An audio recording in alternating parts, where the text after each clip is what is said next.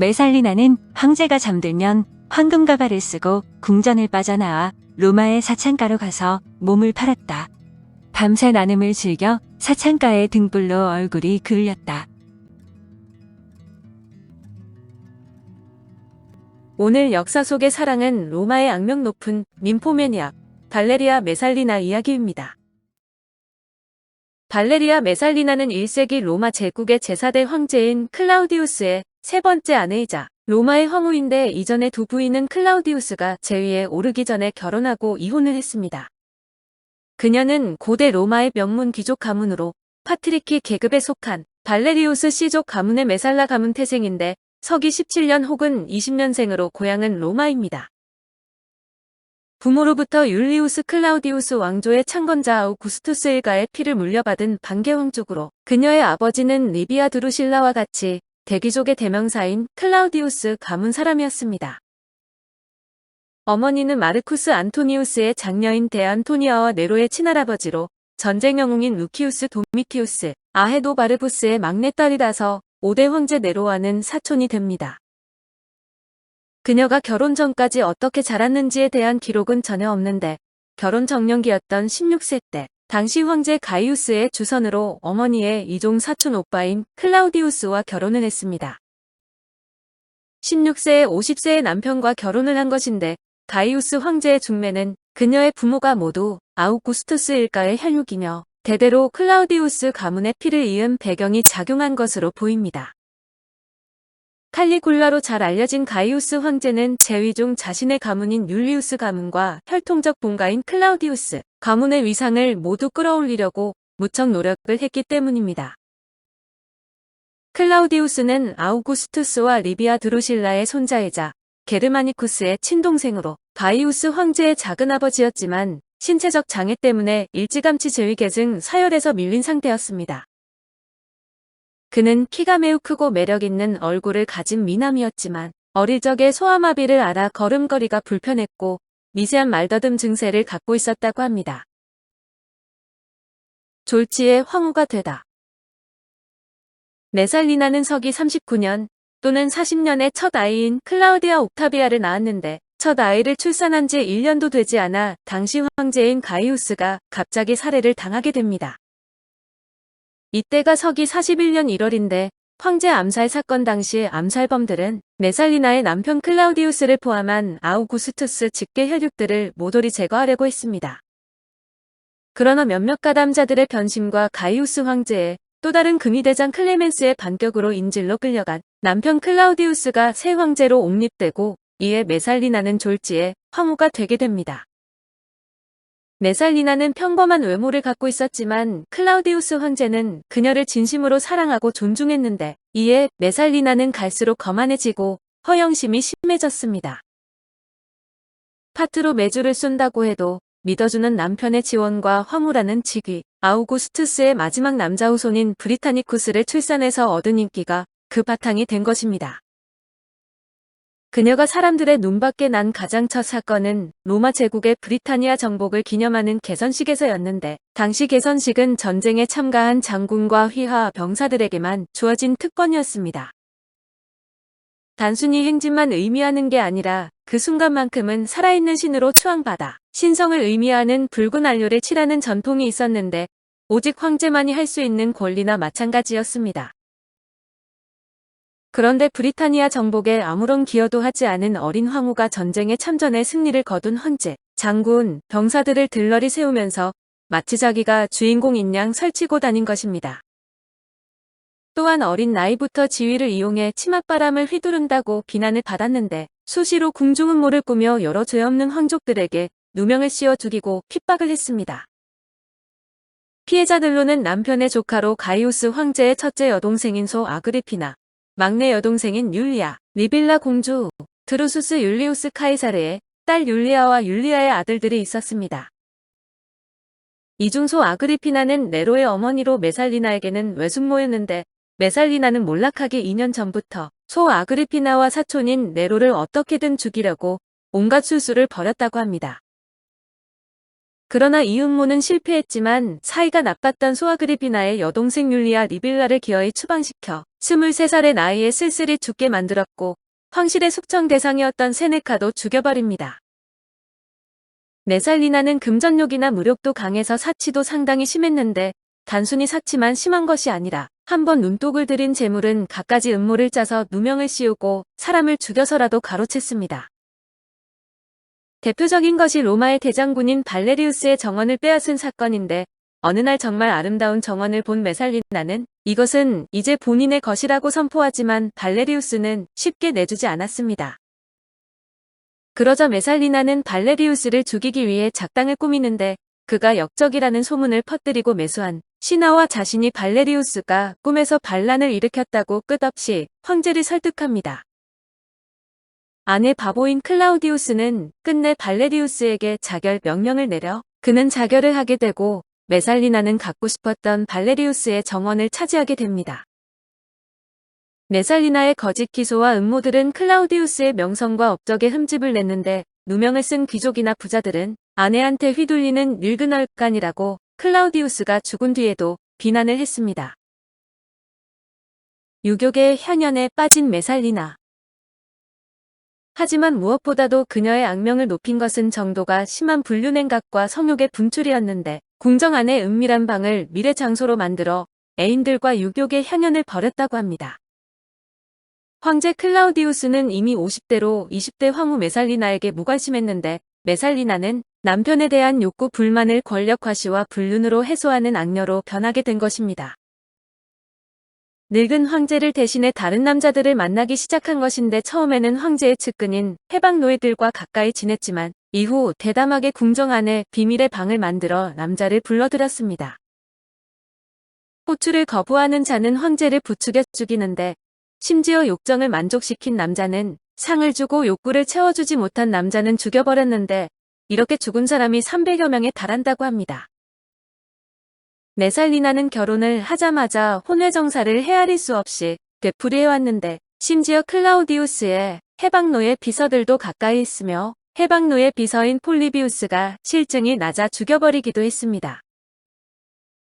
또한 포파이아 사비나라는 여성이 메살리나의 또 다른 연인인 무네스테르를 빼앗아 가자 자신을 배신한 두 사람을 모두 살해하기도 했는데 경무에 시달린 황제는 신경도 안 썼다고 전해집니다. 메살리나가 간통죄로 고발하고 클라우디우스 황제가 고발장에 서명을 하자 포파이아는 스스로 죽음을 택했는데 며칠 뒤 황제의 만찬회에 포파이아의 남편인 스키피오가 참석했습니다. 황제는 그에게 아내가 어디 갔냐고 묻자 스키피오는 죽었다는 한마디만 했다는데 클라우디우스는 어린 아내가 와서 귀찮게 징징대며 졸으면 고발장을 읽어보지도 않고 서명을 해버렸던 것입니다. 그녀는 마음에 든 원로원 의원인 아피우스 실라누스가 유혹을 거부하자 황제를 부추겨 주기도 했으며 이후에도 불륜을 거부한 원로원 의원들을 누명을 씌워 죽이거나 추방하는 행동을 저질렀습니다. 이 때문에 원로원 귀족들은 황제를 비난했는데 클라우디우스는 원로원을 존중하고 황제로 어떤 특권도 요구하지 않았음에도 황제와 원로원 사이는 계속 악화되게 됩니다. 메살리나를 둘러싼 가십거리들 중에는 애인들과의 성행위에 만족하지 못하고 궁궐을 몰래 빠져나가 고급 매춘부로 나섰다는 얘기도 있고 심지어 최하층용 매음굴에서 창녀로 일했다고도 합니다. 고대 로마의 시인인 유베날리스는 황후의 이런 행적을 이렇게 구체적으로 묘사하고 있습니다. 메살리나는 황제가 잠들면 황금 가발을 쓰고 궁전에 빠져나와 로마의 사창가로 가서 몸을 팔았다. 메살리나는 남자가 지나갈 때 황금 가루를 바른 떡꼭지를 내밀며 유혹한다. 밤새 나눔을 즐겨 사창가의 등불로 얼굴이 그을렸다. 밤새 여러 손님을 받으면서 온갖 음란한 성행위를 했으며 남근의 고리가 달린 리시스카라는 문패를 걸어놓았다고 하는데 이것은 사후 기록말 사령을 받은 만큼 거짓일 가능성이 많습니다. 불륜 상대로 원로원 귀족들을 고르는 여인이 그렇게 막 나가지는 않았겠지만 이런 소문이 시중에 돌 정도로 그녀의 성적 방종에 대한 당시 로마인들의 시각은 엄중했던 것입니다. 폭주하는 메살리나. 결국 그녀는 스스로 파멸의 길에 들어서는데 그것은 황후의 중혼과 궁정 쿠데타 시도로 그녀는 중년에 잘생긴 원로원 의원인 가이우스 실리우스와 불륜을 저지릅니다. 그러던 중 황제가 오스티아 건설을 위해 로마를 비운 틈에 궁전에서 많은 사람들이 지켜보는 가운데 지참금까지 낸 결혼식을 강행하고 클라우디우스를 폐위시키려는 반역 음모까지 계획하게 됩니다. 황제를 살해하고 아들 브리탄니쿠스를 황제로 세워 섭정하려는 음모였는데 황제의 비서인 나르키수스에게 사전에 발각되고 그는 음모를 클라우디우스 황제에게 전하게 됩니다. 최측근의 밀고와 정황 증거까지 나오자 황제는 실리우스에게 사형 선고를 내렸지만 메살리나의 애원에 마음이 흔들려 자꾸만 처벌을 계속 미루게 됩니다. 그녀는 루쿨루스 별장으로 도피를 하지만 결국 클라우디우스의 측근들은 숨어있던 황후를 찾아내 칼로 찔러 죽이게 되는데 이때 그녀의 나이는 28세 혹은 31세라고 합니다. 역사 속의 메살리나. 살해된 직후 로마 원로원에서는 만장일치로 그녀에게 기록말 사령이 내려지는데 이는 로마 제국에서 아우구스타 직위를 가진 여성 중 최초 살해였습니다. 그러나 남편 클라우디우스 황제가 워낙 온화하고 그녀 소생 브리타니쿠스의 정통성도 관련된 일이라 형식적으로 의결됐을 뿐 조각상을 파괴하거나 동전을 회수해 녹이는 등 직접 처벌은 받지 않았답니다.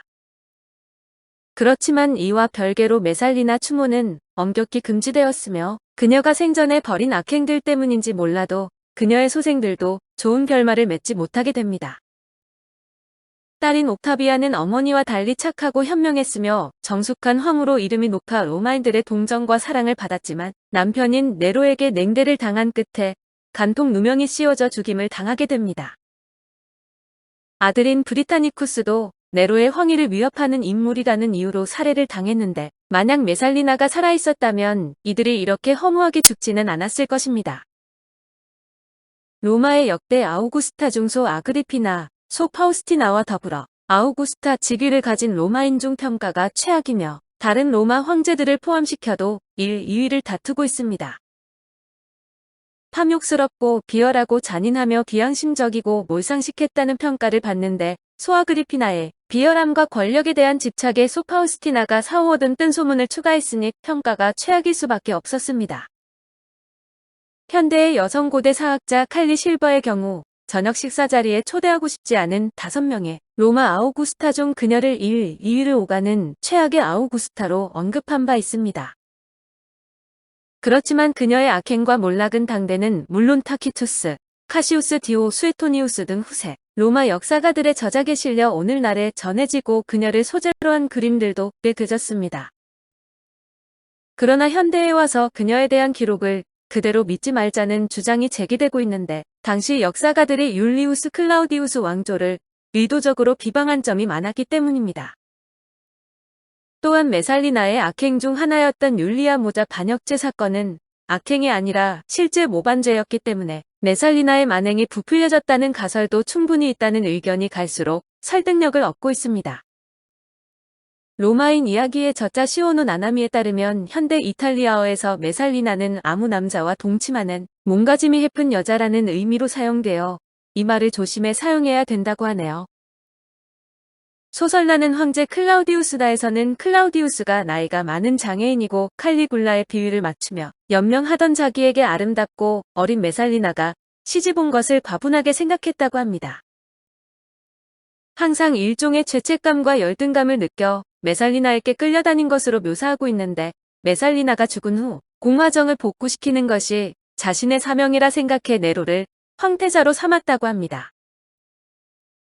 메살리나 컴플렉스라는 말이 있는데 이것은 ним포매니아란 말과 함께 음란을 넘는 성욕 항진증을 설명할 때 사용합니다. 문혁들 늑과 영화 119에서 영화 ним포매니악을 소개한 바 있는데 섹스 중독으로 여성 색정증은 ним포매니아, 남성 색정증은 사키리어시스라고 합니다. 무성황후 호씨. 한편 황후로서 성욕, 모욕을 마음껏 발산하며 창녀까지 되어가면서 인생 멋대로 살았지만 천수를 누린 케이스가 있는데 그것이 바로 중국 북제의 황후였던 무성황후 호씨입니다. 무성황후 호씨는 북제 4대 황제 고담의 황후이자 북제 5대 황제 고위의 어머니인데 황후일 때부터 화사계와 간통했고 아들 고이가 즉위한 후에는 승려들과도 놀아났다고 합니다. 이를 알게 된 아들 고이에 의해 유폐되었는데 577년 북주에 의해 북제가 멸망하자 유폐 상태에서 풀려났고 북주의 수도인 장안에서 며느리 목황후와 같이 기녀가 된다고 합니다. 태후와 황후 출신 여자들이 몸을 판다는 소식을 듣고 장안의 인사들이 너도나도 찾아와 장사는 성왕을 잃었는데 호태후는 며느리 목황후에게 황후를 하는 것이 창녀를 하는 것만 못하다고 했다네요. 호태후는 그렇게 살다가 수나라 초기에 죽었는데 최강 로마 제국의 황후였던 메살리나는 제명에 못 살고 죽었지만 망한 나라인 북제의 호태후는 천수를 다 누린 셈이라 역시 인생은 요지경입니다. 맺을 수 없는 너였기에, 잊을 수 없었고 잊을 수 없는 너였기에 괴로운 건 나였다. 그리운 건 너, 괴로운 건 나. 서로 만나 사귀고 서로 헤어짐이 모든 사람의 일생이려니. 김춘수, 너와 나.